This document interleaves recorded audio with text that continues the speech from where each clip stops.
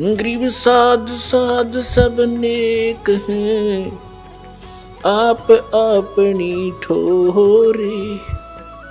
जो सतलोक ले जाएंगे वो साधु कोई और।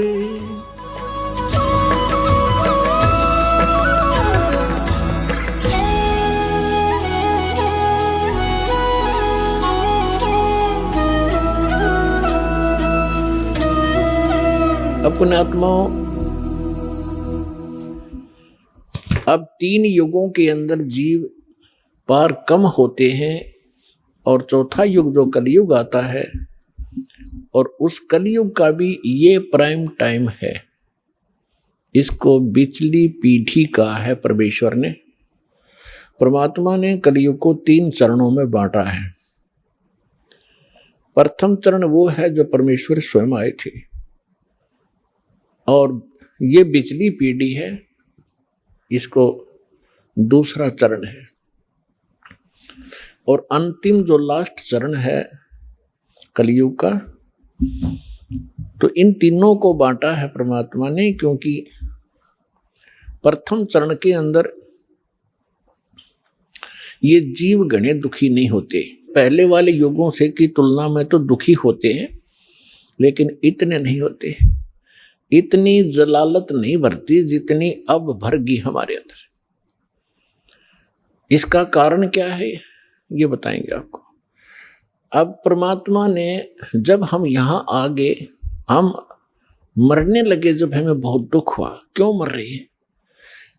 एक व्यक्ति के बारे में बताते हैं, एक राजा बना और लाख वर्ष तक जीवित रहा, लाख वर्ष तक राजा ही रहा, और मरने लगा। जब उससे यमदूत लेने आए तो उसने कहा मुझे एक सांस और दे दो। यमदूतों ने कहा कि खबरदार, एक सांस भी लिया। उसने कहा तुम मेरी सारी पृथ्वी ले लो, मुझे कुछ जीवन दान दे दो। उन्होंने कहा कि हम ये नहीं कर सकते, तेरा समय आ गया, तू चल। तो हम मरना क्यों नहीं चाहते? हम अपने आप को वृद्ध भी देखना नहीं चाहते।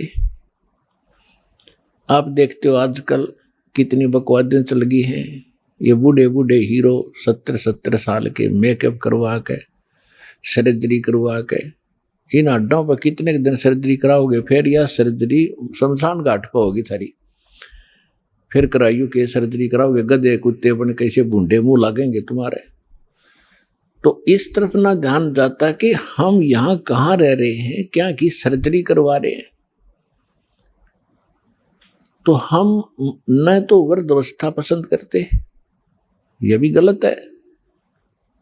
अब देखो, बालकपन में ज्ञान नहीं, और जब जवानी होती है, जब बकवाद करवाता है काल सारी, समझ अब ना आती तरीके आगे बुरी भी बनेगी, कोई कह तो भी नहीं समझ में आती है। क्योंकि तब तक हमारी बुद्धि काल प्रेरणा से प्रेरित रहती है। जब हम कबीर साहब की शरण में आ जाते हैं, फिर हमने सारा समझ में आता है हमारे साथ क्या बनने वाला है। फिर हम डरते हैं, जो विकल्प भगवान ने बताया वो करते हैं। तो यहाँ जब हम वहां से आगे, हम बहुत दुखी हुए, रोने लगे, हाहाकार मची। एक व्यक्ति मर जाता, सारा परिवार रिश्तेदार तक टक्कर मारने लग जाते। ऐसा क्यों हो रहा है? बहुत बुरी बात है ये मृत्यु, पर हो रही है, और जो रो रहे हैं वो भी मरेंगे एक दिन। तो परमात्मा ने ये सारा ज्ञान हमें बताया कि बच्चों, तुम ऐसे स्थान पर रहा करते जहां मृत्यु नहीं होती थी। आप ऐसे स्थान पर रहते थे जहां वृद्धावस्था नहीं होती। वहां ये स्नायु वाली, नाड़ी वाला तंत्र से बना हुआ बॉडी नहीं है। आपका एक तत्व से, नूरी तत्व से बनेगा, और उसके अंदर सब ऑटोमेटिक सिस्टम होगा। आप वहां रहते थे, आप वृद्ध नहीं होते थे, आपकी मृत्यु नहीं होती थी। इसलिए हमने ये अखरता है, ये दोनों चीज, और दोनों कंपलसरी यहाँ पर। इसके लिए मालिक ने धर्मदास जी के पूछने पर बताया।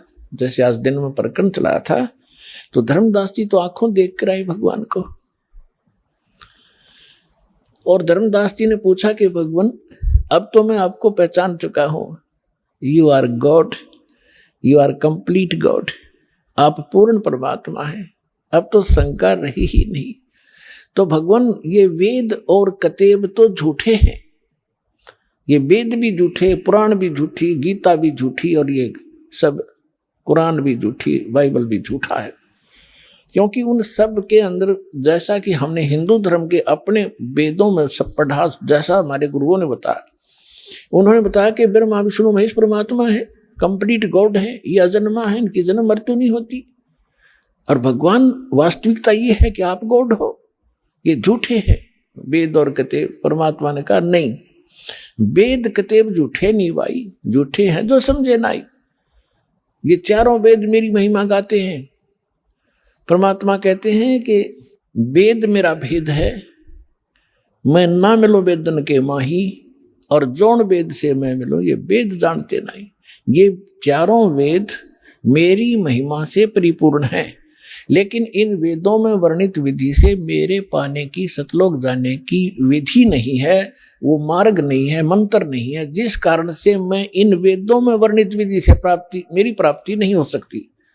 लेकिन ये वेद कतेब और पुराण भाई झूठे नहीं, झूठे ये हैं तुम्हारे गुरु जो इनको समझ नहीं सके, नकली। धर्मदास जी ने पूछा, प्रभु हम इतने नीच, ऐसे सुख में सथल को, सुख सागर को छोड़कर, हम अमृत सरोवर को छोड़कर हम एक तालाब में आगे कीचड़ वाले में दाता, और ये भी सीजनल, कभी भी समाप्त हो सकता है इसका जल, यानी 21 ब्रह्मांड नाश में आएंगे। हे दाता, फिर आपने हम पर कैसे दया करी, आपने कैसे दया करी हम नीच प्राणियों पर दाता, आप कैसे आए, किस लिए, क्या कारण हुआ आपने यहाँ हमें फिर भी आने का। परमात्मा ने कहा, भाई आप मेरी आत्मा हो, चींटी से लेकर हाथी तक। आज जितने भी काल ने आपको बांट दिया, हिंदू मुस्लिम सिख ईसाई ना जाने कितने धर्म बना दिए, और नाना प्रकार की पंथ बना दिए, एक दूसरे के दुश्मन बना दिए, जीव को जीव खा रहा, पशुओं को मनुष्य खा रहे हैं, तो ये सभी मेरी आत्माएं हैं। अपने का दुख अपने को होता है, जिसको तुम भगवान मान बैठे, ये भगवान नहीं है, ये स्वयं काल है, खुद कहता मैं काल। और आपको दिखता है कितनी सुविधाएं दे रखी हैं, अच्छी बढ़िया काजू किस्मत सेब संतरे खाने को है, कनक है, चावल बासमती है, शुगर बना ली, सारा बढ़िया काम कर रखा है, बढ़िया हवा चलती है। तो ऐसे लगता है जैसे बड़ा दयालु है परमात्मा, जिसने हमारी इतनी केयर टेक की हुई है। और जब ये मारता, जब कहाँ जाती है इसकी दयालुता। परमेश्वर ने कहा तुम कसाई के लोक में रह रहे हो, ये कसाई है। परमात्मा ने इसको काल कसाई कहा है। काल कसाई हसत है, सर्व लोक को खाए, और अंकुश निर्गुण नाम का सतगुरु दर पकड़ा जाए। जैसे कसाई बकरे पालता है, उनको सब सुविधाएं देता है, उसके लिए शेड भी बनाता है, छाया के लिए, गर्मी सर्दी से बचाने के लिए बाड़ा लगाता है, कोई हिंसक पशु ना खा जाए, उसमें तालाब भी बनाता है, चरागाह भी बनाता है, पाली भी छोड़ देता है उनको संभालने के लिए नौकर। और वो भोले प्राणी, भोले बकरे और बकरियां समझते हैं ये हमारा मालिक कितना दयालु, हमारी कितनी देखभाल रखता है। और जब वो आता है उनके समूह में, तो वो उससे प्यार करते हैं, ऊपर को पैर उठा कर सीने से लगाना चाहते हैं, पर वो भोले पशु कि ये हमारा नेक मालिक है। और वो ऐसे हाथ लगाता है, उसको चाटते हैं, जो वैसे अपने मालिक समझ गए। वो देख रहा होता है ये कितने किलो का हो गया, इसमें मांस कितना है, और वो समझते हैं ये प्यार कर रहा है। तो परमात्मा कहते हैं काल और उसके जितने अवतार, 3 लोक, परमात्मा कहते हैं कि ब्रह्मा विष्णु और इनके अवतारा, इन्हीं को तुम पूज पूज कर अंधे हो रहे हो। 3 देव की जो करते भक्ति, उनकी कबू ना होए मुक्ति। गुण तीनों की भक्ति में ये भूल पड़ो संसार, कहे कबीर निज नाम बिना कैसे उतरो पार। तो परमात्मा ने बताया कि तुम जिसको अपना मानते, तुम्हारा दुश्मन है, ये तुम्हें खा रहा है, इसको श्राप लगा हुआ 1 लाख मानव शरीरधारी प्राणियों के नित आहार करने का, और 1.25 लाख नित उत्पन्न करने का। अपने आत्माओं देखो, आप विद्यार्थी हो, ये दास स्पिरिचुअल टीचर है। अभी तक आपने कितने अज्ञान को ग्रहण कर रखा था, अब आपके समझ में आवेगी। और उसमें आपको नो ऑब्जेक्शन था, चाहे किसी ने कुछ भी बता दिया आपने स्वीकार किया, क्योंकि आप उनको टीचर मानकर गए थे। और विद्यार्थी को जो टीचर बताता है तो उसके लिए तो फाइनल होता है। तो इसी प्रकार अब जब यहां आप आओगे, आपके वो पुराना रंग पुराना ज्ञान धर्मदास जी के तरह कुछ दिन आड़े जरूर अड़ेगा, लेकिन इस ज्ञान के अंदर इतनी ताकत है, इतनी सत्यता है इसके अंदर कि हृदय में समा कर रहेगा। और जितना भी आपके अंदर वटपट था सब निकल जाएगा। पर ज्ञान धैर्य से सुनते रहना पड़ेगा।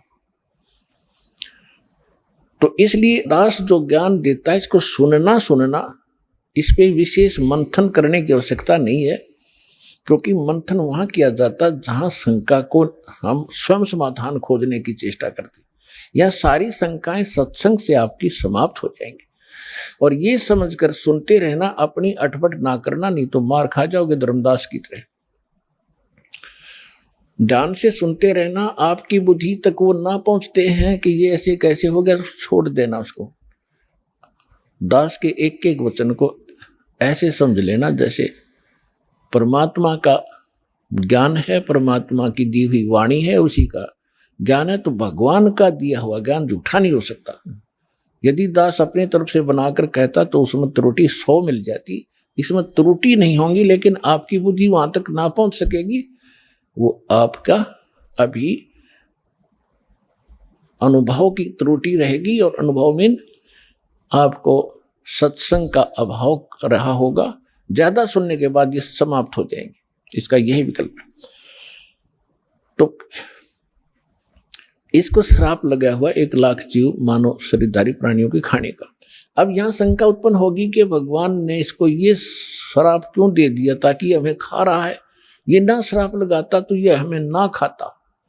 नहीं, अगर परमात्मा इसका या मरोड़ी नहीं लगाता तो ये आपको मनुष्य जीवन भी नहीं देता। और मनुष्य जीवन बिना आपको सद्बुद्धि नहीं आ सकती। भगवान कौन है, कहाँ है, उसको वापस प्राप्त नहीं कर सकते मनुष्य जीवन के बगैर। ये तो आपको तो दुखी करना ही करना था। जैसे एक मानव शरीर को छोड़कर जितने भी प्राणी हैं, क्या हालत है उनकी। जंगल में देखो, शेर किसी के पीछे भाग रहा है, चीता किसी के पीछे भाग रहा है, कोई किसी को खा रहा है, सांप मेंढक को खा रहा है, मेंढक को मनुष्य खा रहे।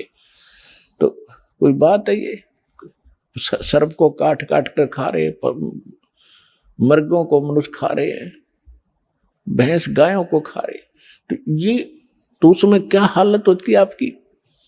तो अब परमात्मा ने ये कंपलसरी कर रखा है कि एक मनुष्य जीवन अवश्य देना पड़ेगा। इसने 84 लाख योनियों के भोगने के बाद भी।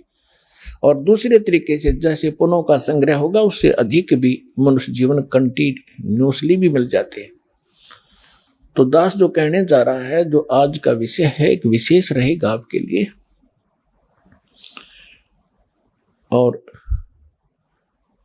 परमात्मा पाने के लिए आपके लिए एक विशेष प्रेरणा बनेगी, और सत्यता भी एक अत्यधिक सामने आएगी। वैसे तो आ ही रही है। तो जब हम यहां आ गए, हमारा बुरा हाल हुआ, कोई गधा बना, कोई कुत्ता, कोई सुअर, और फिर तपस्या के ऊपर जो हमें जलाया जाता है, वहां कैसे जलाया जाता है। ये अंदर एक सूक्ष्म शरीर है, स्थूल शरीर ये ऊपर है। इसके माध्यम से हम जो भी आहार करते हैं, आप देखो महापुरुषों ने कितना ज्ञान दिया है कि शराब मत पियो, मांस मत खाओ, सुल्फा भांग भूकी मत खाओ, बुराई मत करो। तो हमने सबसे पहले बकवाद बनाई, हुक्का बनाया, बीड़ी बनाई, शराब काट ली, और सारे ये शुरू कर दिए, सिगरेट ला कर मारे सट्टे। ये क्या बकवाद है, ये पीने और खाने की वस्तु है। लेकिन इसने अपना आहार तैयार करवाना आपके माध्यम से। जितनी भी अश्लील पिक्चरें आप देखते हो, अश्लील कर्म करते हो, गंदी सोच रखते हो, वैसा ही मन के अंदर एक विशेष डिपॉजिट होता है उसका। और फिर ये जैसा भी चटपटा आहार आप खाते हो, उसका भी एक न्यारा अंदर अंश जमा होता है। उसको फिर तपतशिला ऊपर, एक तपतशिला बहुत बड़ी पत्थर की टुकड़ी है, तवे की तरह, और उसके ऊपर 1,00,000 प्राणी डेली मनुष्य शरीर छोड़कर जो जाते हैं, वो सूक्ष्म शरीर वाले, उनके अंदर वो समावेश होता है सारे अंश का। और वहां इतनी गर्म है वो, उसका फारेनहाइट भी नहीं बता सकते कितना है। उस पर पटक दिए जाते हैं, जैसे खील चटक चटक होया करती हैं चावलों से बनाते समय, ऐसे प्राणी चटक मटक होते वहां पर, मरते नहीं, ऐसी दुर्गति हो जाती है। तब उसके अंदर से वो गंध निकलता है और फिर उनको वहां से फेंक देता है ऑटोमेटिकली सब जीवों को। वो वापस आते हुए कुछ होश में आते हैं, तब उस समय वो धर्मराज के दरबार में पड़े दिखाई देते हैं। फिर वो खड़े होते हैं, उनको लाइन बनवा दी जाती है कि अपने संस्कार, अपने कर्म आधार से अपनी इजाजत लो और चलो नेक्स्ट लाइफ के अंदर। और उधर से वो माल, वो गंध निकला हुआ काल खा रहा होता है। परमात्मा से पूछा कि भगवान आपने कैसे दया करी कि भाई जब ये प्राणी तपस्या पर भूनने जा रहे थे, तब मेरे को भगवान ने भेजा। धर्मदास तो समझ चुके थे, वो बाद में उनके समझ में आई कि सचमुच ये भगवान है। फिर भी परमात्मा ने अपने को छुपाने की चेष्टा की और क्या बताया कि धर्मदास जब ये तपस्या के ऊपर प्राणी भूनने जा रहे थे, तब मैं वहां पर अपने पुत्र जोगजीत का रूप बना के आ गया। परमात्मा ने सबसे पहले, कबीर भगवान ने जब सृष्टि रची सतलोक की, उसमें सबसे पहले एक वचन से सब द्वीप और मानसरोवर रच दिए थे, 16 द्वीप। उन 16 फिर वो एक एक वचन से 16 पुत्र उत्पन्न किए थे, उनको वहां का प्रबंधक बनाया था। तो उनमें से एक सहज दास है, एक अचिंत है, एक जोगजीत है, और भी 16 है ऐसे। उनमें से जोगजीत नाम से के रूप में ही परमात्मा ने, काल ने जो गलती सतलोक में की थी और हमने की थी, उसने ही वहां उसी रूप में आकर हमारे को 21 ब्रह्मांड समेत वहां से बाहर निकाला था। आपको सृष्टि रचना में दास ने बहुत बार सुना है, लेकिन आज विषय दूसरा, इसलिए वो नहीं सुना पाऊंगा। तो जब हम यहाँ आगे हमारी ये हालत बिगड़ी, हम फिर तपस्या पर जाके वहां वो गुरु नकली भी वहीं कोई मर के साथ आ गया है, वो वहां भुगत रहा होता है। साथ में वो पंडित भी, विद्वान भी, मुल्ला और काजी भी वहीं भून रहे होते। उस समय मुल्ला काजी तो नहीं थे, लेकिन ऋषि ही होते थे जो परमात्मा जहां से स्टार्ट कर रहे हैं। तो सभी गुरु भी, शिष्य भी इकट्ठे ही वहां भूने जा रहे थे। तो वहां जाने के बाद सबकी बुद्धि ठिकाने आ जाती है कि सचमुच वहां क्या था, अब यहाँ क्या है। तो तब परमात्मा ने कहा, जब वहां पर ये काल जीवों को भून रहा था, मैं वहां खड़ा हो गया जाके।